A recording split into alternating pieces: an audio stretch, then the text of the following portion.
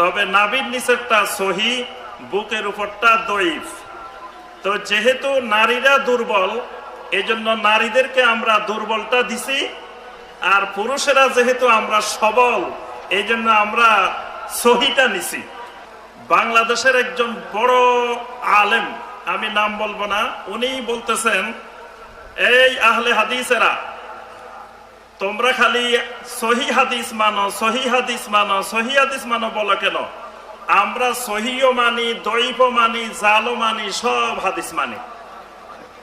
তোমাদের থেকে আমরা বেশি হাদিস মানি। অর্থাৎ সহিও মানে, দইফও মানে, জালও মানে, সব মানি। ওনারা বেশি হাদিসের উপরে আমল করে। তাহলে বোঝা যায় এই দেশে যদি আহলুল হাদিসেরা না থাকতো, তাহলে দইফ হাদিস নামে, জাল হাদিস নামে কোনো হাদিস খুঁজে পাওয়া দুষ্কর হয়ে যেত। আলহামদুলিল্লাহ, আহলুল হাদিসেরা নবী সাল্লাল্লাহু আলাইহি ওয়াসাল্লামের হাদিসের অতন্দ্র প্রহরী হিসাবে এই বাংলার জমিনে দায়িত্ব পালন করে যাচ্ছেন। আলহামদুলিল্লাহ।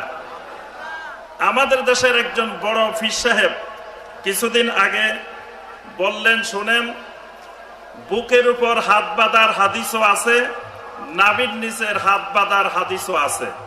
তবে নাভির নিচেরটা সহি, বুকের উপরটা দইফ। তো যেহেতু নারীরা দুর্বল, এজন্য নারীদেরকে আমরা দুর্বলটা দিছি, আর পুরুষেরা যেহেতু আমরা সবল, এই জন্য আমরা সহিটা নিছি। তাহলে বোঝা গেল সমঝোতার ভিত্তিতে হাদিসকে ভাগ করে নারীকে দুর্বল হাদিস দিয়ে দেওয়া হয়েছে, পুরুষকে সহি হাদিস দেওয়া হয়েছে। কি সুন্দর ভাগ বাটোয়ারা, যে রাসূলের হাদিস নিয়ে তামাশা করে, ভাগ বন্টন করে, যে পুরুষেরা সহি হাদিসের আমল করবে, আর নারীরা যেহেতু দইফ, এই জন্য তারা দইফ হাদিসের আমল করবে। তা আমি এর জবাবে বলছিলাম যে আল্লাহ রাব্বুল আলামিন বলছেন, খুলিকাল ইনসানু দইফা। আল্লাহ পাক তো সব মানুষকে দইফ হিসাবে বানাইছেন, দুর্বল করে বানাইছেন। তাহলে তো আর সহি হাদিসের আমলেই দরকার নাই, শুধু দইফ হাদিসের আমল করা লাগবে। কারণ পুরুষও দুর্বল, নারীও দুর্বল। আল্লাহ পাক বলছে সবাইকে আমি দইফ বানাইছি।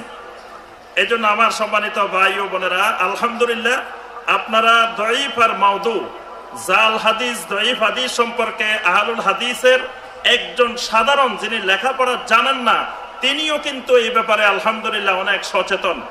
হাদিস শুনলেই তিনি এটা মানার আগে জিজ্ঞাসা করেন, এই হাদিসটা সহি কিনা, এই হাদিসটা জাল দইফ কিনা, এটা যাচাই বাছাই করেই তারপরে তারা আমল করেন।